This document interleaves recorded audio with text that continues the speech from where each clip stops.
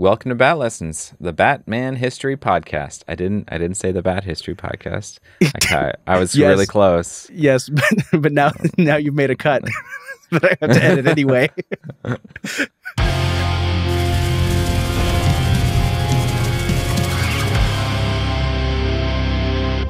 Welcome to Bat Lessons, the Batman History Podcast. I'm Brian. And I'm Alex. And today we're going to talk more about the Joker. Specifically, we're going to talk some more about possible inspirations. Last episode, we spoke about what Bill Finger, Bob Kane, and Jerry Robinson said about the creation of the Joker. But what have others said? What have others said? Indeed, there's a lot of ink spilled on this topic. Are you looking forward to hearing a little bit more about what may be true and what might be apocryphal? Yes, this is some of the most interesting stuff that I've been learning with you like leading these history episodes is all of the, I guess, contentious backstories and opinions, and then all of the plagiarism. So yeah, I'm hoping we're going to find some more of that as well. Well, I think this is slightly a different category, which is something that I think we'll see a fair bit of as we go on, which is sort of zealous fandom that likes to get excited about things, right? And I'll let it speak for itself. Let's just leave it at that.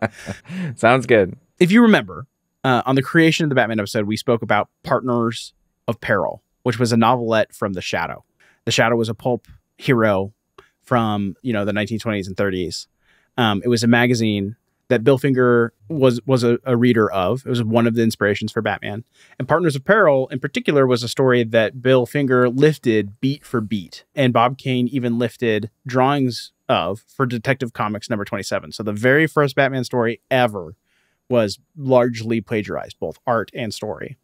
There are many people, especially from the Shadow fandom, that say that it goes further than this, that Partners of Peril is just the beginning. And for this episode, I decided not to quote any one person in particular because there are talking points that are repeated broadly that I tend to disagree with. And I don't want to put anybody on blast, but I do want to share the types of things that people say and talk about what has merit and what doesn't, try to sort of contextualize. So what they'll say is that the Joker isn't inspired by Conrad Veidt. They'll say that that's the sort of legend making that, the creators of Batman are going back and sort of trying to rewrite history. Mm-hmm. Or at least that it's not primarily inspired in that way. They instead say that he's inspired by a pulp story called The Grim Joker that was published in a magazine called The Whisperer in July of 1937, about 3 years before Batman #1. Here's some of the things they'll say. Here's the reasons they'll cite. They'll say, The Whisperer, the title character of the book, his alter ego is a police officer whose name is Commissioner James Gordon. This is true. That is something that is factually accurate.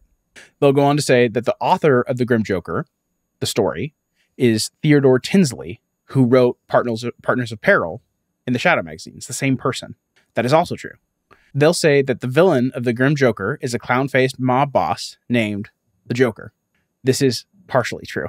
We'll get there. Okay. And then finally, they'll say that the man who laughs, Gwynplaine, isn't a mobster, and the Grim Joker is, and so there's a straight line to be drawn, right? Yeah. They'll say, what? So the Joker, from the pulp story that was in The Whisperer, the Grim Joker, is a mob boss. And that Batman's Joker is as well. Yeah. Kinda. Not really. See, this is why I take a little bit of trouble with it, right?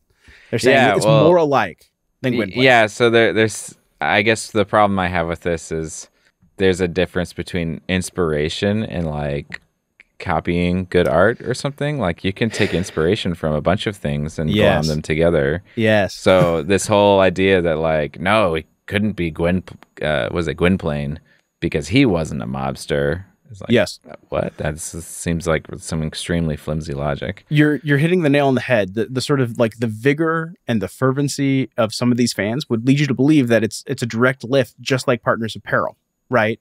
And even if you believe that it's an inspiration, which is possible, I wouldn't rule it out, although there's not a direct line, I don't think, and I'll try to illustrate it. That doesn't mean it's a lift, right? We acknowledge all the time, like, there's a lot that Zorro has in common with Batman. There's a lot that, like, beats from Dracula that make it into Batman comic books. There are things that are inspirations without being plagiarism, right? Right. And, if you Google the Whisperer, the Grim Joker, Batman, you're going to find people who say it's plagiarism, right?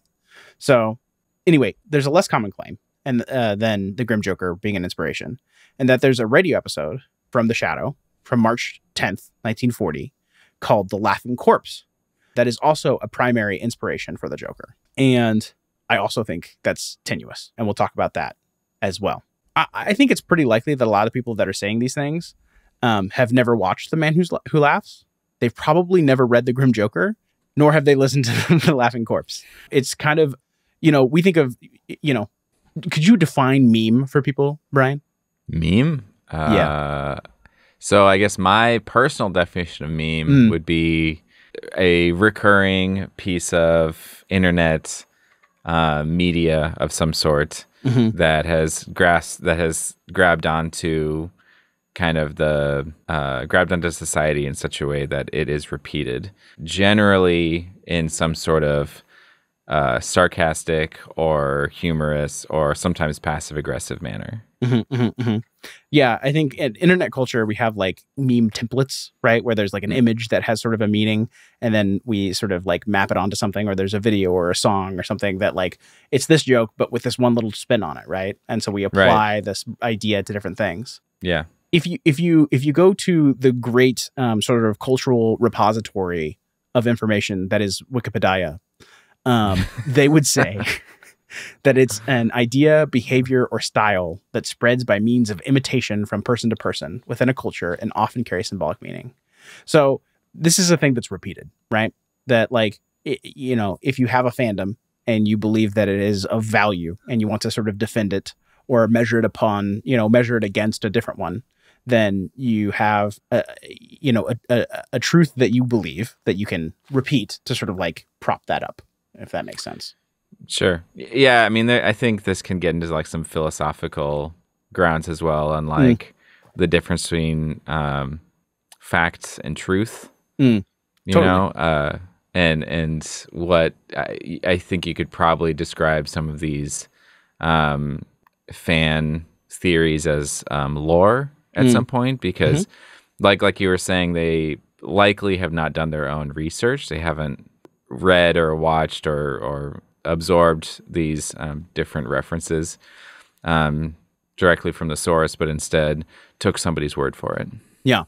Well, and to be honest with you, given that Partners Apparel is a lift, right? And I kind of did do some reading and research on that, and like that's a slam dunk. I expected when I started doing the research to feel the same way, that this was a lift as well, because I'd seen it online, I heard it repeated, and so when I got into the stories and sort of did some critical thinking about it, I don't know that I feel that way anymore. But I hope for the rest of this episode, maybe we can convey some of the learnings that I have. We'll summarize these stories, talk about it, and maybe you'll be convinced and you won't think it's really quite, the theft or the copying. Or maybe you will. Maybe you'll feel more on sort of the Shadow fan side, but we'll take you on that journey. How's that sound? I love it. I'm totally down for it. I am kind of interested just to ask one quick question at this point. Sure. Because you were talking about the Whisperer. Yes. And I know that Batman does this thing where it calls upon like earlier stuff very frequently. Like if you watch Batman the Animated Series, Bruce Wayne's pin code or something is going to be like 1939, and it's just because that was the first Batman issue. So the Whisperer, is there any connection on that title, which is not Batman, but is there any connection to that and the Bat Whisperer? You mean the Bat Whisperers, the movie? Yes. No, I don't think so. Is there any connection between those? Okay. No. It just seems like a odd coincidence I had to ask about. Yeah, no, that's fair. I don't think there is. Cool. I think you'll come to find that there's actually no connection to Batman either, but I'm getting ahead of myself. So I think some of these misconceptions come from the only accessible way to get this story, the Grim Joker. There was a reprint in 2008 of the Shadow pulps. They sort of collected them in magazine format, kind of more like trade paperback, but it was reprints of tons of stories. They did tons of issues. They had a cover price of $12.95. And I don't know which issue this was. I want to say it's like the 10th or 11th. I should have had this in my notes. Shadow Volume 9 in 2007, copyright 2007, although I think it actually came out in 2008. And this issue of the Shadow Reprint volumes, they decided to do a sort of like Batman inspiration issue. So they collected a bunch of stories, including Partners of Peril and the Grim Joker, and things that they sort of purport to have inspirations of the Batman. And so I think that's the reason that people have this connection, is because they were sort of like casting a wide net and saying like, okay, we're going to collect a lot of stories. We want to have a themed issue. Let's put them all together. And if you do research online, you'll often see that like the Grim Joker, they'll call it a shadow story, right? Which it is not. And we'll get to it in a second, but it's not even a Whisperer story. They will say things like, they'll cite events that happen in the radio story as happening in one of these stories that was in the pulp, right? They're sort of conflating two different things. They're like, oh, there was a villain named the Joker and he killed people by having them smile, which didn't happen, right? But as far as I'm aware, this is the only way to get the story. The Grim Joker is not available online. Like, I could not find the text at all. Like, not even through, the 7 Seas. I had to buy this on eBay. I found a copy for $30, which I thought was pretty reasonable for something that was a decade old and probably had a pretty limited print run. You'll find them on eBay. I definitely recommend looking it up if you're interested. And here's the deal. They're really great. I really enjoyed reading these stories. So well worth it, in my opinion, if you're into the sort of noir, pulp crime stuff. And even if you're not, right now, you might find, once we summarize the story, that you are. So the Grim Joker took me about 45 minutes to read. And while it did appear in a Whisperer magazine, it's actually what's called a backup story. Are you familiar with the concept of the backup story, Brian? No, I don't know if I am. So this is something that we actually still do in comic books to this day, which is we have a page count that we're trying to fill, or we might have a creative team that we're trying to grow. And basically you would get a comic book issue that has a primary story. So in comic books today, it would be an oversized issue. So like the Batman was doing this for a while. Detective Comics was doing this for a while. I don't know if they're still doing it, but they were like a year ago, where instead of being 22 pages, which is the normal size of a comic book, it'll be like 34 pages. And instead of being like $3.99, it'll be $4.99. It's like an extra $1. It's oversized every month. Or in the case of like Batman and Detective Comics, they're double shipping. So every other week. And the first 22 pages is the Batman story, written by the same, creative team, artist and writer duo. And then there'll be an additional set of pages at the end. That's a very short version. It's called the backup story. That's written by someone else. And like, maybe it's about Batman. Maybe it's not. It's just kind of like, Here's a bonus story. So the Whisperer, alter ego, Commissioner James Gordon, great. The Grim Joker story printed in the Whisperer, great. The Grim Joker, not a story about the Whisperer. Got it. Okay. So Commissioner James Gordon, not in it. So I'm just trying to like think back through everything you're saying. So this backup story, I'm trying to think of good analogies for it or good comparisons. Yes. It would be kind of like how podcasts have introducing other podcasts as like an episode, except it tacked to the end of a main episode, something like that. It's kind of like a Pixar short in front of a Pixar movie. Okay, Pixar short. That's a better example. It's like a little 10-minute thing versus like the hour and a half, right? Basically unrelated, comes from the same publisher, right? Maybe it has a team where they're trying to grow the talent. Like it's a bunch of green new writers and artists that are at the company, right? They're doing something smaller. They're doing something lower risk. They're filling pages, right? But not necessarily teasing another story or another show. Got it. Right. Okay. Another thought. So this is a question, and I might be asking a question that's outside of what you've researched. Yeah. So you're saying, I guess, first of all, 2008, there was a Shadow Reprint series. Yes. Printing. That's what I'm holding in my hands. 3 stories that they say inspired Batman. Yes. So what do you think happened there? Do you think that this is just clickbait, where they're just trying to get sales on the Shadow by saying like these are the stories that inspired Batman? No. So I think the fandom took this and decided to say this is plagiarism online, right? And they misunderstood, right? They know this thing exists. Some people read it. A lot of people probably didn't. And they say, Batman is wholesale ripoff of the Shadow, not even understanding that some of these stories aren't even written by, the Shadow authors or appearing in the Shadow, right? Mm-hmm. No, I think that this collection is just they're collecting stories, and they wanted to have a theme for that month. Okay. In fact, This is an official print, not an unofficial. That's right. Copy. It's official. Okay. Yeah. It was done by Condé Nast, which is a huge publisher. And they licensed the stories from Advanced Magazine Publishers. So whoever that is, but they're the people that own the Shadow license. What a lazy name. Well, it probably was named in the 30s. Yeah, it probably was back when everything was just named exactly what it was, like fly swatter. In fact, that's a good segue. I had this in a different part of the show notes, but let's do it now. Okay. The foreword to this reprint collection was written by Jerry Robinson. No way. Yeah. That's really interesting. Yeah. And this is so connecting for the audience. So Jerry Robinson was one of the authors for Batman in the early issues. Yeah, he's the one that we in our episode basically gave credit for creating the Joker, right? He was the one that had the Joker card drawing, right? He's the one who seemed to be the most reliable storyteller on where the Joker came from. Yes. He drew the card, and then Bob Kane was trying to steal that from him, right? Yes. Okay. And so then that's really interesting that they're having him do the foreword on this thing because it gives it credibility. Yeah.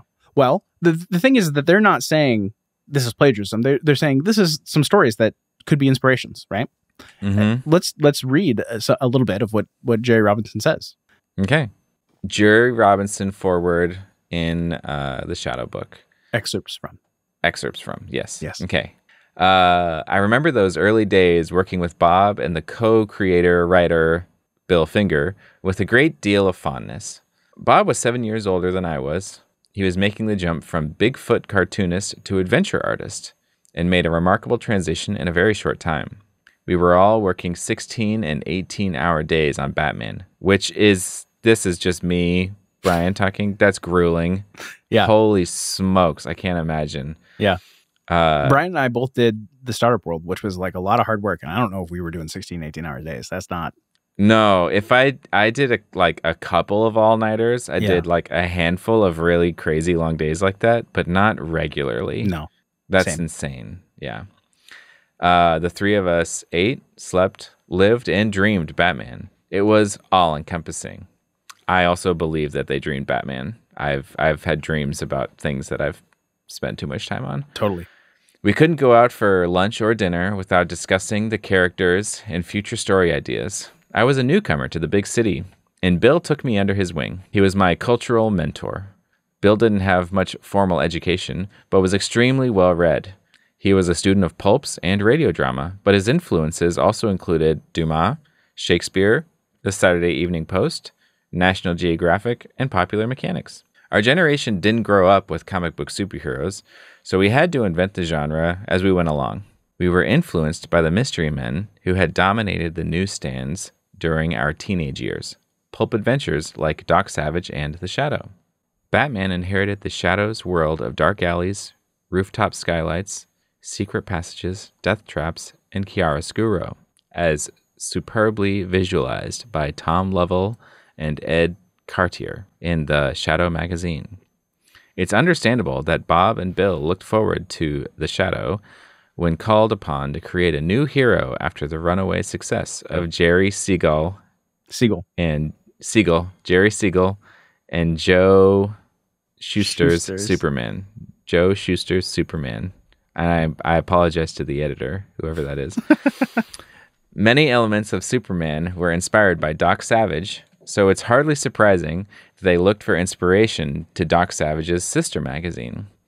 The Shadow had revitalized the publishing world in 1931 by reviving the long-dormant single-hero format that mushroomed with the arrival of comic books like Superman, Batman, the Green Hornet, Daredevil, the Black Terror, and Adaman. Walter Gibson's Shadow novels had laid much of the groundwork for comic book superheroes. Bill Finger was a devoted fan of Maxwell Grant, but ironically chose to emulate Theodore Tinsley's Theodore Tinsley's Partners of Peril. Yeah. The first... I should interject and do some translation here. Walter Gibson was the original author of the Shadow novels, and Theodore Tinsley is the person who wrote Partners of Peril, kind of took over. But all of them were under a pen name of Maxwell Grant. So the Shadow was always supposedly written by a person named Maxwell Grant, but not always. They rotated through different writers. It's like the Dread Pirate Roberts. Indeed. So Walter Gibson's Shadow novels had laid much of the groundwork for comic book superheroes. Bill Finger was a devoted fan of, quote, Maxwell Grant, unquote, but ironically chose to emulate Theodore Tinsley's Partners of Peril, the first Shadow novel not written by Gibson. I'm astounded to learn how much Bill's first Batman script borrowed from that novel. Of course, at the time, Bill was just beginning his career and struggling to shift from humor to adventure strips, just as Bob Kane was with the art, which is an interesting little jab. Bill was fast becoming the most inventive scriptwriter in comics and would soon create Green Lantern with Martin Nodell and Wildcat with Irwin Hasson. Given the ephemeral nature of pulp fiction, I'm sure they never expected their first Batman story to be traced back to a 2.5-year-old pulp thriller, especially since some 60 additional Shadow novels had been published during the interim. Bill Finger was comics' best writer, but he was a slow, meticulous craftsman who spent lots of time doing research. Artists loved his scripts because he was the most visual writer in the business, and frequently included photo reference with his scripts so we could see exactly what he had in mind. And then he retells his version of the Joker story with the card and all that kind of stuff. Yeah. I have no idea if Bill Finger was aware of the earlier Joker that had appeared in The Whisperer in 1937, or the murderous Harlequin that the Shadow encountered in 1939. It was probably lucky for us that neither Theodore Tinsley nor his editor had realized what a great continuing counterpoint a sinister clown could provide for a grim detective like the Shadow or Batman. Yeah. So I read this as Jerry basically saying, like, yeah, definitely Partners in Peril is a lift. I'm kind of surprised by that. Yeah, I don't know so much about the Whisperer story, the Grim Joker. I don't really know about the radio show from 1939, the Laughing Corpse. But, you know, they didn't pursue continuing to have, you know, a clown counterpoint. So joke's on them. Yeah. Yeah. I'm glad they didn't think of this. Yeah, basically. He didn't, you know, and he doesn't rule it out. There might be some inspiration there, but he definitely doesn't sort of acknowledge it or elevate it like he does the other ones. Right. So I'm kind of curious what this is kind of a weird cut in to ask this question. No. But when I was reading through Partners of Peril came out again. Yeah. And I was curious if there was anything you knew about Partners in Peril, which was a Batman video game. I don't know anything about it, no. Okay, 1996. I was just kind of curious if probably an homage, like an intentional homage or not. Yeah, that sounds there's no way that's not right. It's kind of what I was thinking. Okay, so yeah, Grim Joker. It took me about 45 minutes to read. Did appear in the Whisperer magazine. It's a backup story. Doesn't include the main character, Commissioner Gordon. Totally different, unrelated. Mm-hmm. This story follows a sergeant named Terry Black, who is called to a crime scene by an anonymous tip. They said that there were 2 gangsters who were killed, but when they get there, there's only one body. So Terry Black's there. He's checking out the body. He's investigating. There's a medical examiner named Dolson, a fingerprint guy, and a few uniformed cops. And they decide that because the tip was for 2 bodies, they decide to start looking for the other body. It's a single bedroom in a tenement, so they would have had shared bathrooms. So it's just a square room, mostly empty. And they start going around and they're knocking on the walls, looking for a secret door, banging on it. And they don't find anything. Nothing sounds hollow. But suddenly there's a gunshot and it shoots from a vent on the wall across the room into another wall. And a guy goes, "Ooh!" And they're like, "Oh my gosh, there's someone inside there." So they open the wall and it turns out that it sounded like it wasn't hollow because there was rock wool insulation, which was unusual, I guess. Yeah. Brian has rock wool behind him. There you go. Yeah. So the other dude is dead. So obviously, like, whoever called in the tip, it was like announcing a murder that was going to happen. This is another locked room plot kind of thing, right? Like, oh, how did it, Yeah. So there was 2, but there wasn't at the time of the tip. So there became 2. They called the police there to have them witness the second murder, right? Mm-hmm. So they find that the gun is hanging in the air vent from a string, and it has what's called catgut. I didn't know what this was. I had to look it up, but it's like a type of like string, I guess, that you make from cat guts, or other animal stuff. Apparently, it's common. It's very common. I had no idea. It's tied around the trigger so someone could pull it remotely. Very MacGyver kind of thing. So Terry decides to follow the duct that the vent is connected to up to the roof to see if he can find who pulled the string. And during this, he's having an internal monologue. So the whole time, Terry Black has suspected that these employees are employed by, these thugs are employed by a ringleader called the Joker, who's been giving the police a really hard time. He does any and all crime. He does robberies, protection rackets, murders, you name it. And in particular, what the Joker is known for is moving people in mysterious ways.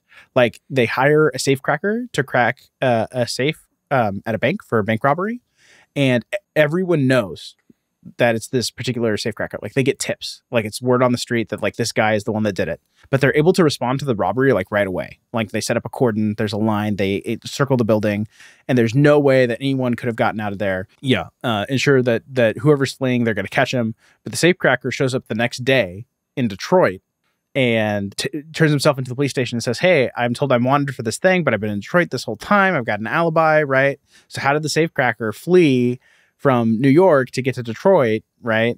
The Joker has made it happen somehow. That's the word on the street, is that the Joker can move people, right? And yeah, for whatever reason, Black thinks that these guys are employed by the Joker, I guess because he knows the criminal element. He kind of knows the dotted lines between different people. Okay.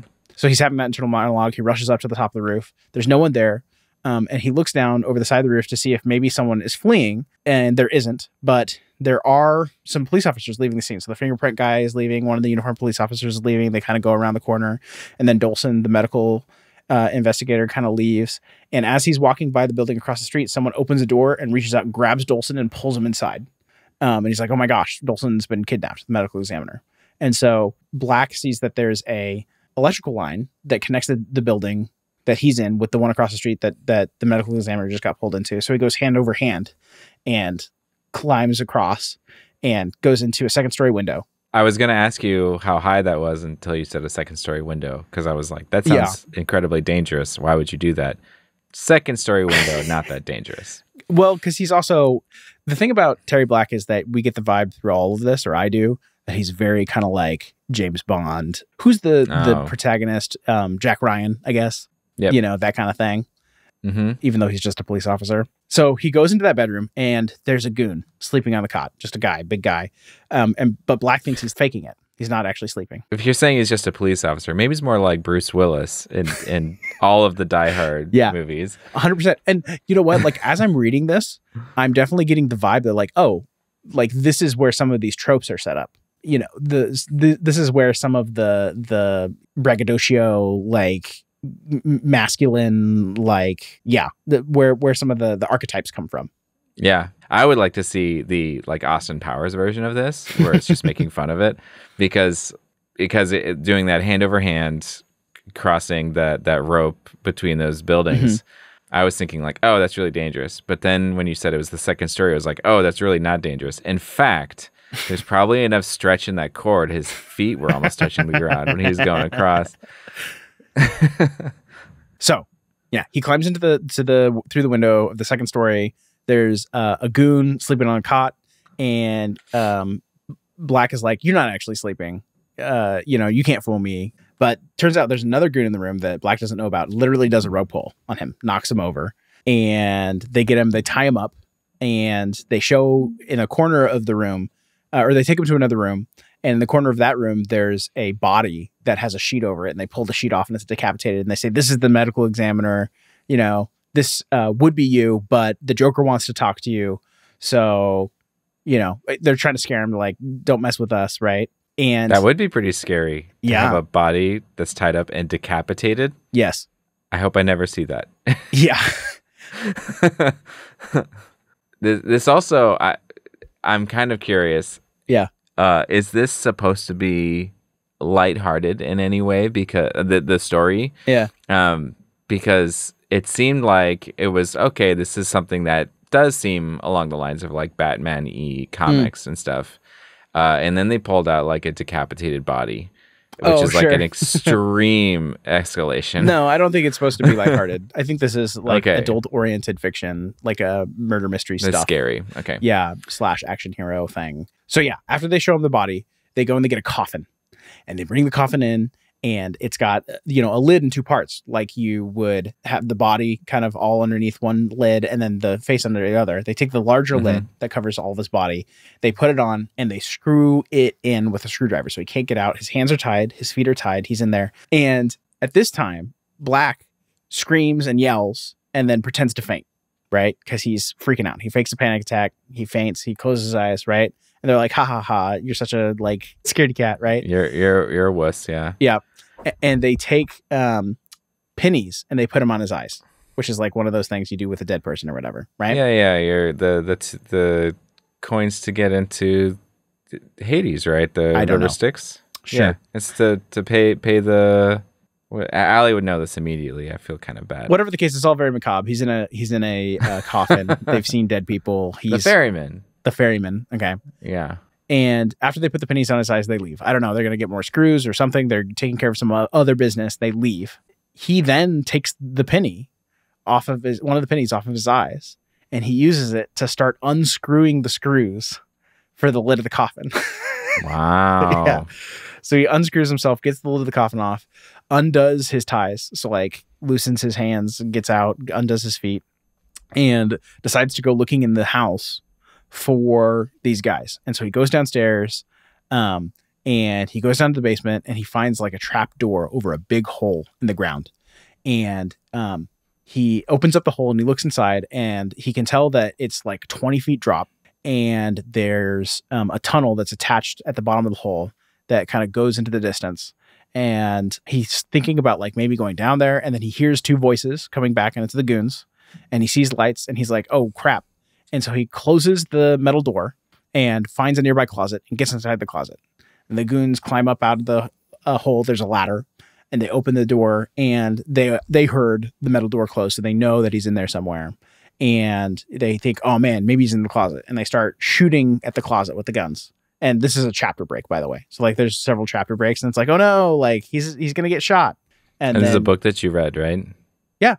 I'm so impressed. I can't read at all.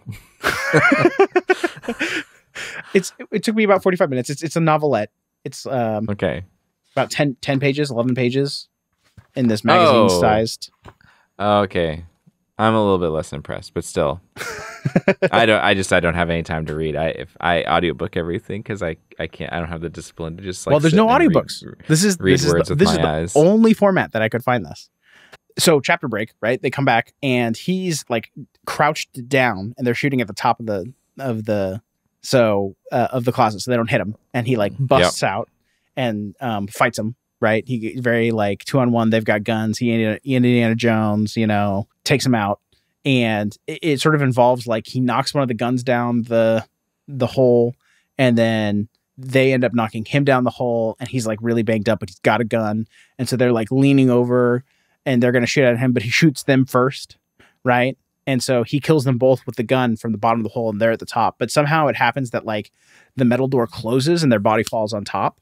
And now he can't lift it from the other side, so it's too heavy, right? This guy's got terrible luck. This is such an intense story too. It's action packed. The whole thing is like this happens, and then this happens, and this happens, and this happens. There's no like character development. There's no like movement to breathe. There's no like. It's very much action.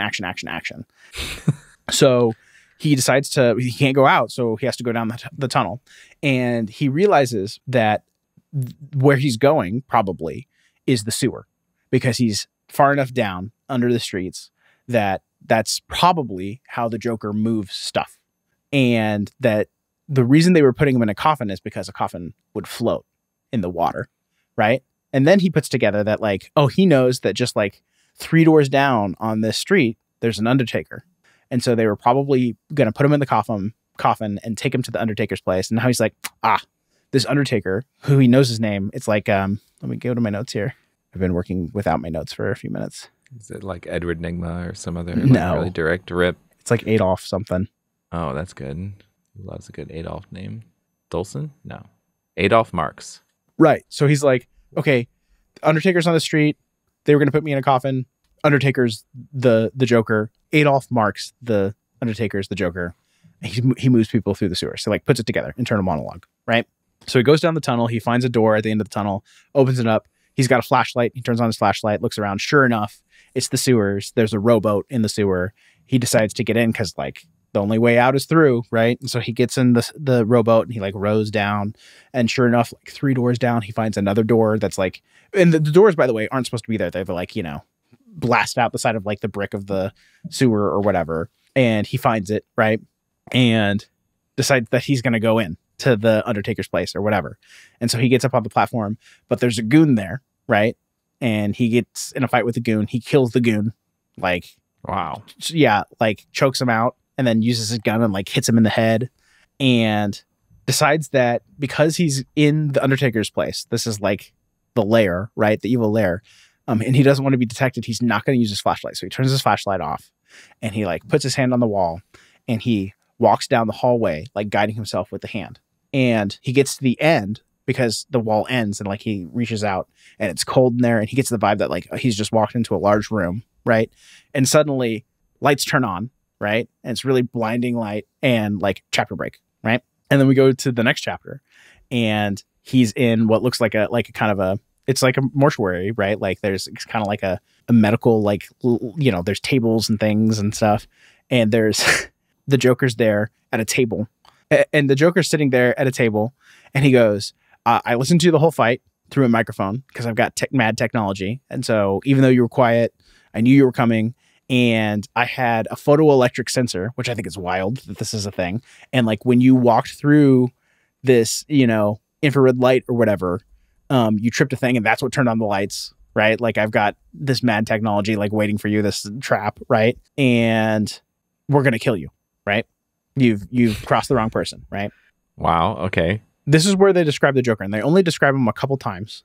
And it's exactly like this. And it is, quote, a horribly vacant face that is actually a wax mask slitted over the eyes and mouth. That's it. That's the entire description.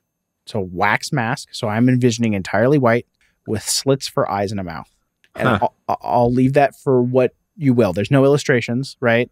Whether that sounds like the Joker to you or not. The Batman does Joker. Not sound like the Joker to me. I don't think it does.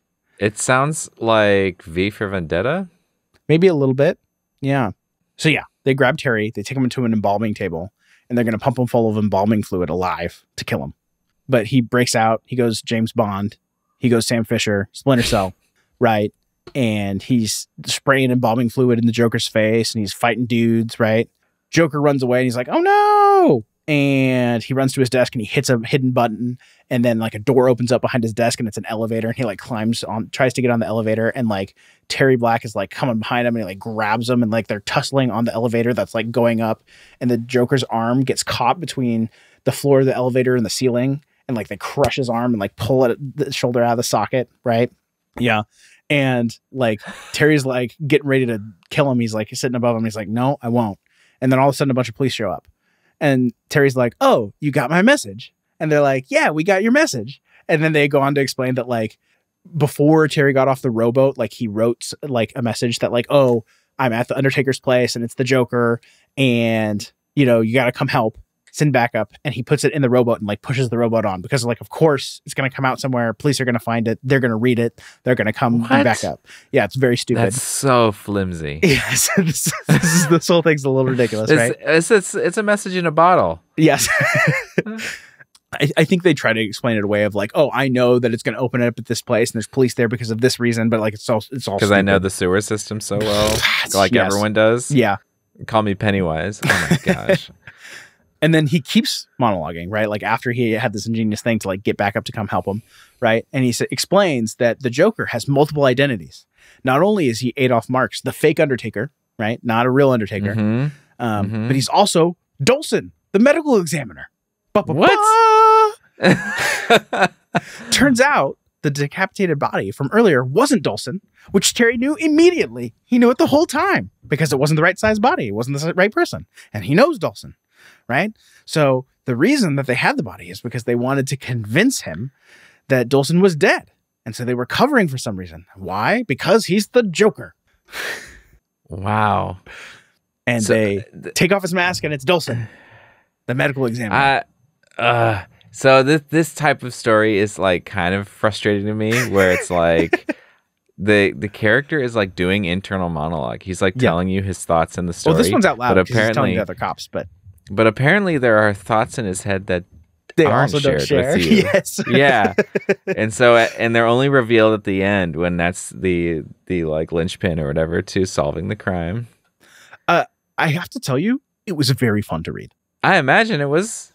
You're saying it's action packed, like, and it's short, and they threw all that stuff in there, like, yeah. I bet it was a roller coaster. Yeah. And it's very much in the pulp style. If you've ever heard that they like charged by the word, that's true, right? Like writers were paid based on like how much they were able to do. And when you hear people talk about that, they always say that like, oh, it's padded out and it's like really bad and obnoxious. And you get the vibe that they're trying to make it as big as they can, but it's also done by someone who's talented. So they always use 5 words when one will do. And they use very descriptive language. When they do it, it conveys a tone and a vibe. So they're doing it well, right? And action never really stops for any sort of breather. He just goes from one place to the next. You see action movie tropes here. You see James Bond in this for sure. Like if you're into like early James Bond, you'll like this. Yeah, I've read like 5 or 6 of the first James Bond movie books. And yeah, I got a lot of reminiscence there. Like he used the coin to unscrew the screw, which is like MacGyver a bit as well. Yeah. Mm-hmm. And the gun that's like hanging in the vent is also MacGyver, right? Right. The photoelectric cell thing that he trips, and the microphones, which is high technology, right? Yeah, crazy high technology for the time. Yeah, if you're saying this is before 1939, or is 1939, that's this is like 1937, I think. It's incredible technology for the time. Yeah. Almost sci-fi. Yeah, and so for context, there are little things that I pick out of like history that I find interesting, like. We've had shoes for a long time, but shoes for the right foot and for the left foot, like distinctly made for one side of your foot, were like an invention around the time of the American Civil War. So like 1964-ish or something. I didn't know that. Or 1864 rather. And we didn't actually get like harness electricity with like generators until like the 1890s or something. So like human history is like 100,000 years of evolution or whatever. Yeah. We almost got electricity before footed shoes. Like there's just little things like that that just stand out to me. And like, and this is like 3 decades later, and they're talking about and this is like 30 years later. Yeah. Photoelectric sensors and microphones and speakers and crazy high technology. And we didn't have computers for another 40 years after that. No, something longer. Like yeah. Well, so if you're talking like vacuum tube computers or mechanical computers, we actually had mechanical computers in World War II, which is just a few years later. But that's true. Mechanical ones like the what was it? The Enigma? Yeah. Oh, the ENIAC. Yeah. Yeah. It was cracking the Enigma code was the ENIAC. Yeah. Yeah. But the Enigma itself was a mechanical computer as well. Yes, it was. Right. But these are not computers that you would think of. These are right. Yeah, different than a digital computer. Yeah, I mean, it's more like a breadboard. Like it's just a series of wires that do extremely basic logic. But these are like switches, gears and levers and pulleys. But mechanical computers, true. Yes. The Enigma is like a series of wires. Oh, sure. Yeah. Okay. Anyway, pop in the stack. Yeah. Yep. So the villain is named the Joker, but otherwise, to my mind, and to my estimation, shares no similarities with Joker from Batman #1.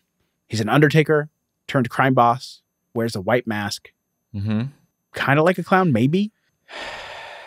Yes, I agree with you. So something that is sticking with me, and I'm aware of my own brain and how going forward from here, I will get all of these stories confused. Sure.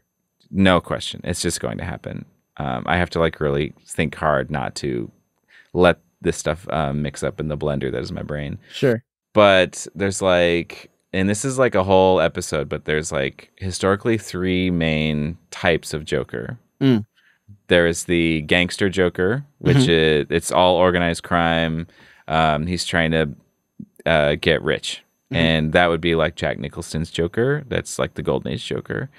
Then there's the like goofy Joker who is just like trying to foil Batman or like cause trouble, but isn't trying to hurt anyone, isn't trying to get rich, like is just a goof.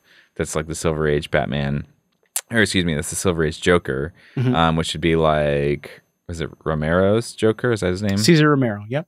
Cesar Romero. Thank Did you. it in Batman 66, the TV show. And then there's like the modern Joker who is just anarchy.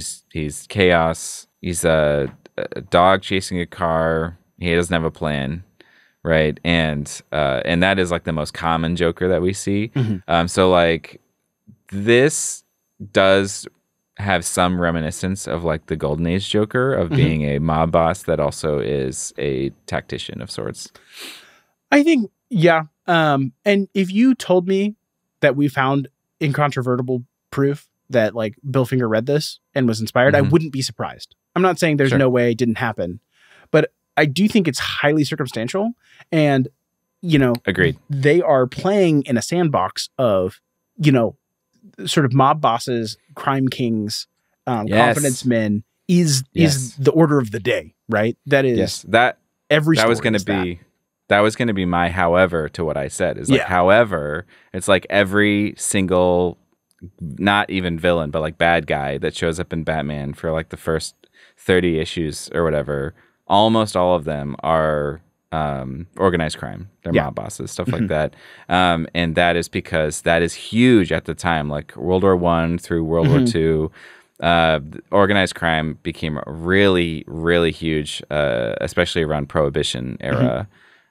Specifically because of Prohibition. Yeah, it's not just in the fiction, it's in the fact. Yeah. Yeah, they're pulling from real life. Yeah. So that's the Grim Joker, 1937 pulp story. Fast forward 1939, there's The Laughing Corpse, which is an episode of the Shadow radio show. And I think this is also part of where the conflation comes from, right? Is there's some stories that have some Joker-like elements in the radio show, and they'll lump it in with the prior story, but trying to treat them separately.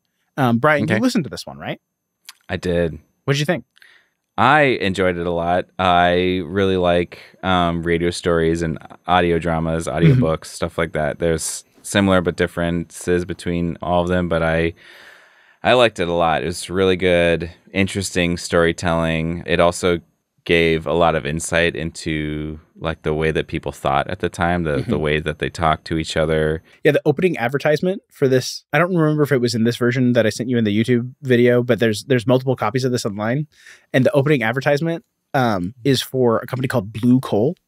And it's about buying coal to heat your house and how blue coal burns the longest and cleanest. Wow. Yeah. So it's like very of the moment. And cleanest is not like greenhouse gases. Cleanest is like soot. Yes. Right. Yeah. That's really interesting. Well, yeah. And we, one of the things that also stood out to me is like how sexist things were at the time. And that's true. Like when you watch like even the Sean Connery, James Bond films from like the 60s and early 70s. This is decades before that. And it just was interesting, like an element of the story, which I'm sure we'll get into, is this woman who's trying to get an apartment. Margot Lane, she's the love interest for the Shadow. And then she decides she wants a different apartment because of like really obvious reasons. Yeah. And Lamont, who's the main character, he's the Shadow. The Shadow's alter ego. Yep.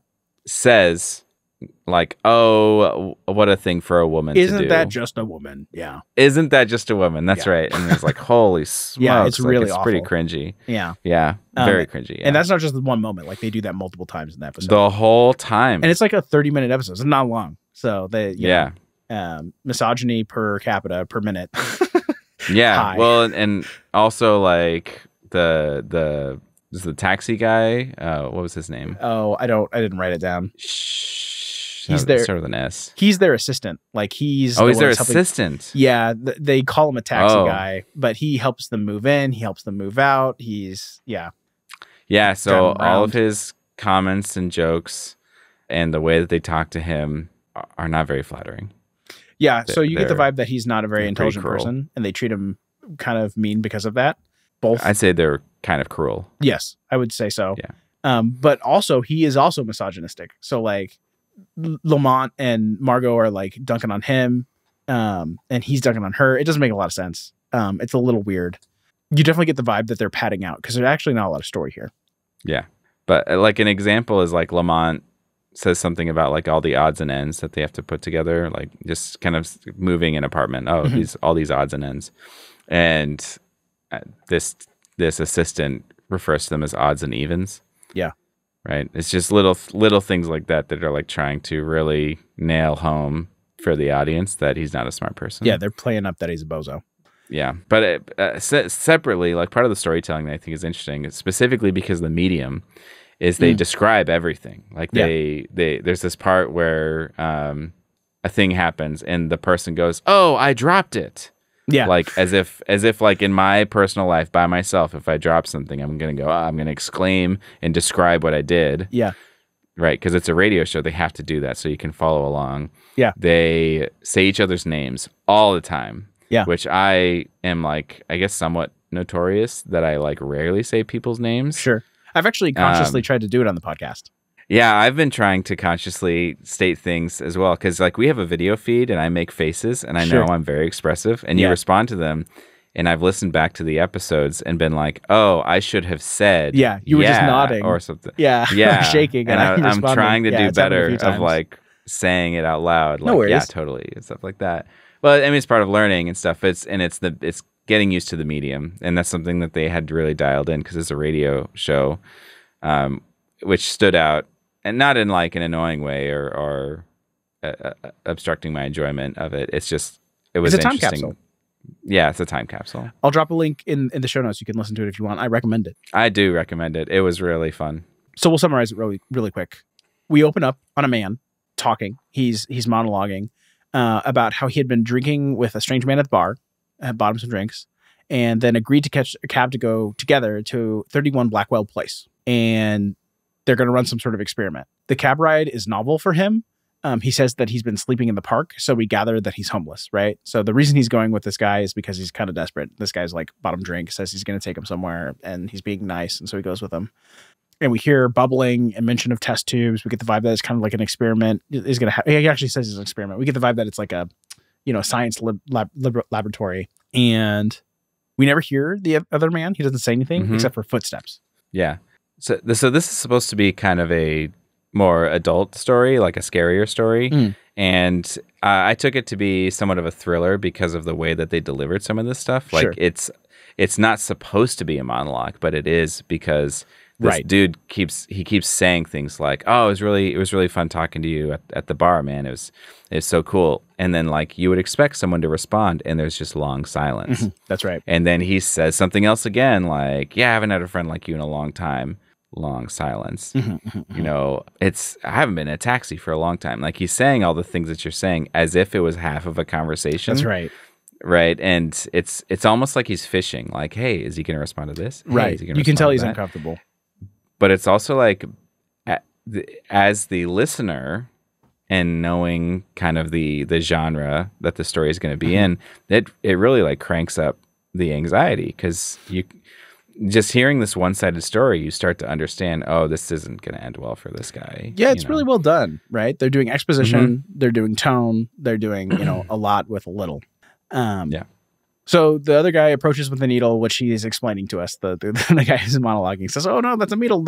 Stay away from me. What's going on? I hate needles. What are you doing?" Yeah, he runs for the door. Door's locked, and then suddenly we hear the guys start cackling uncontrollably, laughing, and we cut to later. So Lamont Cranston, who is the Shadow's true identity, and Margot Lane, his love interest, are going apartment shopping, and the apartment they're going to go view is 31 Blackwell Place. Right? They say that. And this is where they're having all the banter with the assistant, which I didn't include in the summary because it's not consequential to the story at all. It's just like several minutes of misogyny for no reason. Yeah. The owner of the building, they don't call him an owner; they call him like a superintendent or something. Superintendent. Like that. Yeah, is a guy named Mr. Lascombe, and they show up and they knock on the door, and it's like the middle of the night. And Laskin's It's like, really, really funny too. yeah, Because once Lamont figures out what they're doing, he's like, "Are you sure it's okay to go at this late of night?" yeah, And Margot Lane is like, "Yeah, I talked to him on the phone, and he said I could come later." And then they talk to this dude, this Mr. Lascum, who's just like a turd. yeah. He's like angry, and he's like, "I said later. It's Not- like 10 o'clock. I got out of bed." Yeah. He's kind of like, "You're a." Yeah. Like, it was really funny. I think Lamont says something like actually misogynistic at this point as well, of like, "Oh, you're dumb, lady, for doing this." Of course you misunderstood him or something. Yeah. But they agreed to take him go see it. Margot's like, "Oh, won't you? Please take me to see." And he's like, "Okay." They go in, they say it has high sloping ceilings, it's got a view of the river, but it's also like run down. There's holes in the wall, which Lascum explains is because the previous tenant was Dr. Destrup, who was a chemist, and he used the previous place as sort of like a laboratory, right? And as they're viewing the apartment, suddenly they hear laughing and cackling coming from a different room. And so they go to another apartment in the building and they find a man lying on the floor laughing.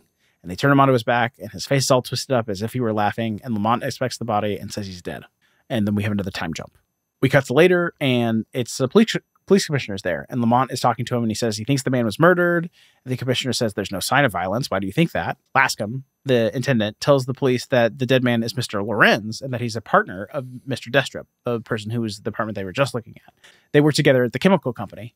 And then the police doctor shows up and says there's rigor mortis in this body. It's so far advanced that Dr. Lorenz has been dead for at least 24 hours. Which, like, bum, bum, bum. Like, how is he laughing if he's been dead? Yeah, exactly. A dead man's, that's why it's called the laughing corpse, right? Yes. That's the titular laughing corpse. Mm-hmm.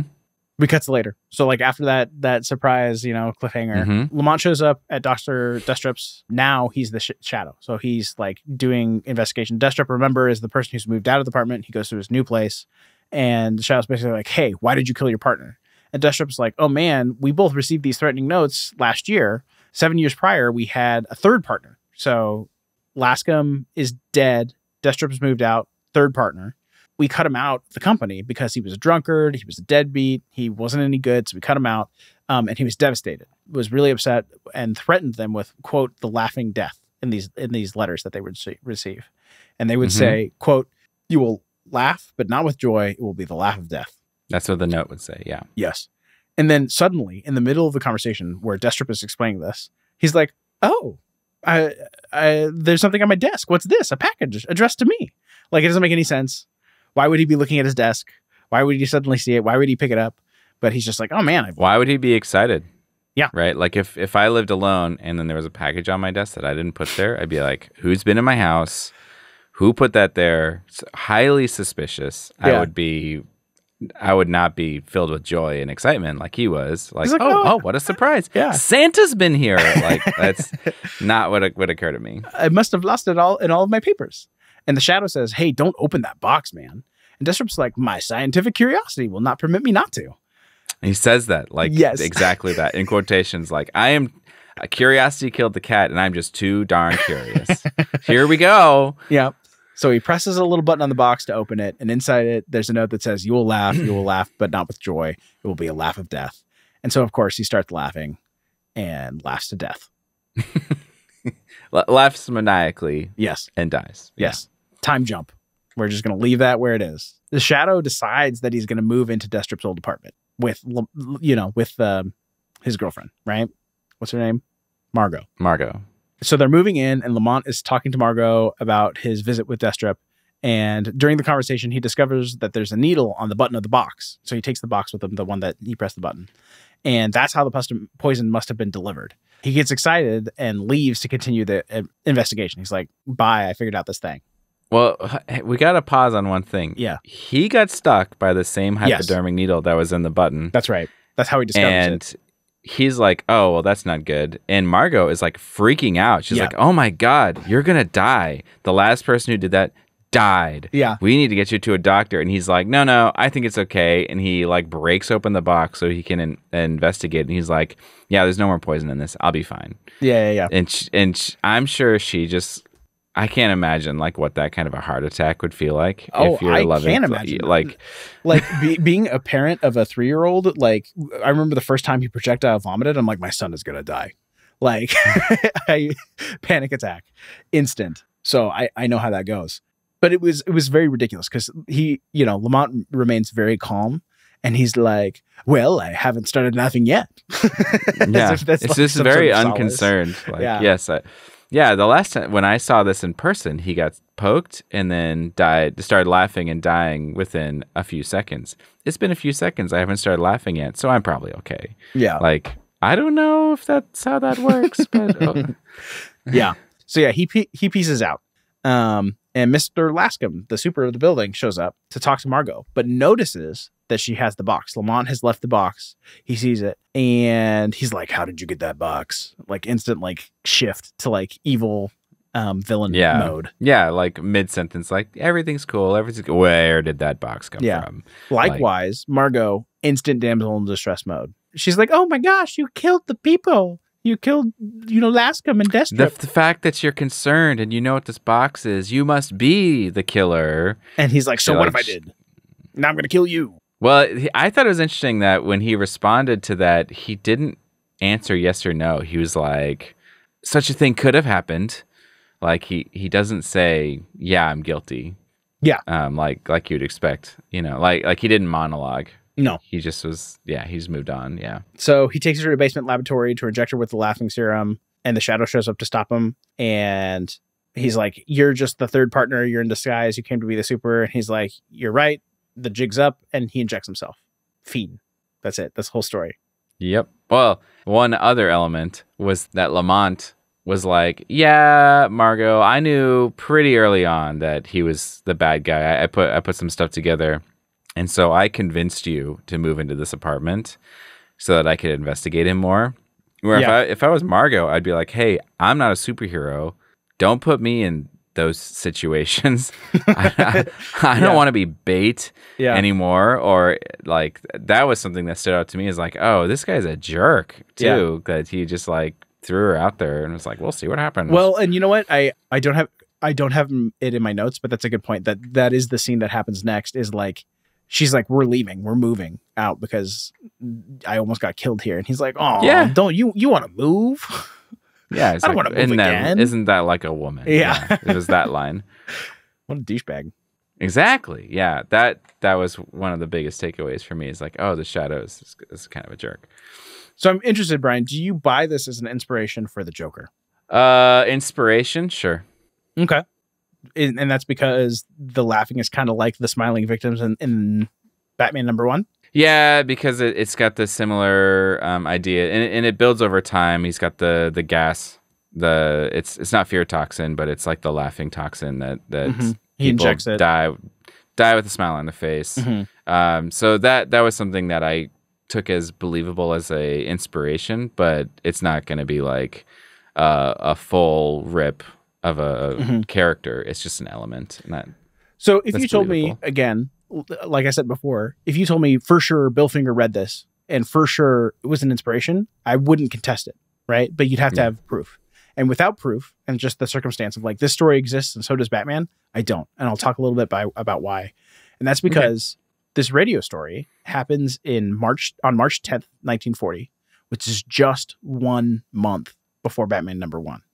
So they would have to have had a pretty fast turnaround time. You got to remember the whole comic is drawn by hand, right? And is a compilation of many stories. So they have to decide that they're going to write 2 whole stories after having heard this radio show, and that they're going to incorporate that stuff. So it doesn't seem super likely to me, just on a time table level. Although I won't say that it's impossible. Go ahead. Do you have any information? Because you've done all the research on how long it would take then to do a comic book, considering it's like 3 dudes, 16 to 18-hour days.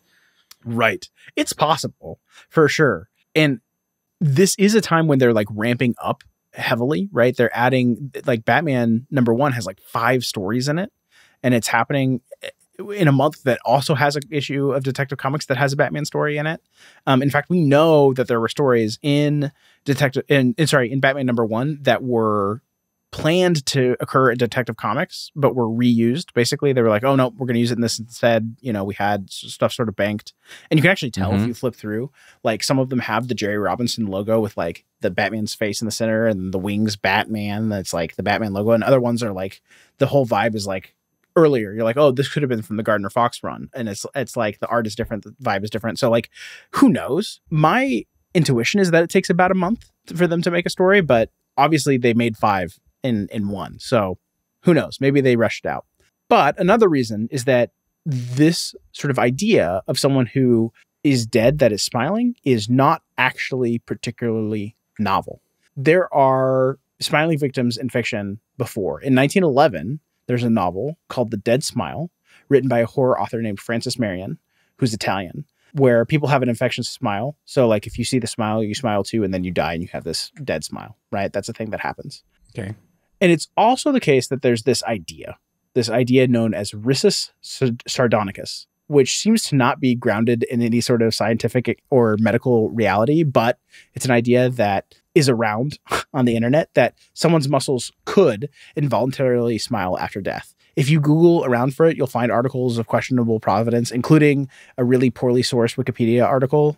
Like you probably know these ones where there's like 2 citations and it's like 1 paragraph. And like, there's like the thing at the top that's like citation needed, you know? Yeah. And by my estimation, doing research, it seems that people are just talking about tetanus. Are you familiar with tetanus? Yeah. Yeah. We get, was it every decade, every 10 years, That's you right. get your booster updated? That's right. Every 10 years, you're supposed to get a tetanus shot. And people are always like, when you step on a rusty nail or something like, oh my gosh, are you up to date on your tetanus? Right? Yeah. It's a bacteria. That's right. It's a bacterial infection that, amongst other things, causes involuntary muscle spasms. It is also known as lockjaw. So if you've ever heard of lockjaw, that's tetanus. I have. I didn't know that was tetanus. Yeah, same thing. And it's called lockjaw because those spasms often start in your jaw and mouth. So that's probably where people are inventing Rhesus sardonicus from, is like, my mouth is doing funny things and I'm going to die, right? It's very much like the what we were talking about with vampires, where like people are trying to like back solve from, I found a body with blood around the mouth, they're drinking blood, right? It's the same sort of thing. Yeah. If you do a Google image search for Rhesus sardonicus, in like the first 2 scrolls, you've got a picture of V for Vendetta mask. Yeah. Which is, what's his name? I don't know. I do know. I just can't think of it right now. He's the dude. Remember the 5th of November. Guy Fawkes. It's a Guy Fawkes mask.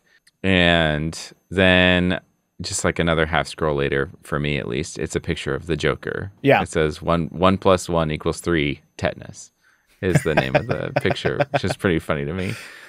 Yeah. So it's one of those things where like, yeah, you know, Bill Finger wrote a story about people with a smile, and so did a lot of other people. Like Theodore Tinsley did, but that doesn't necessarily mean that Bill Finger read Theodore Tinsley, right?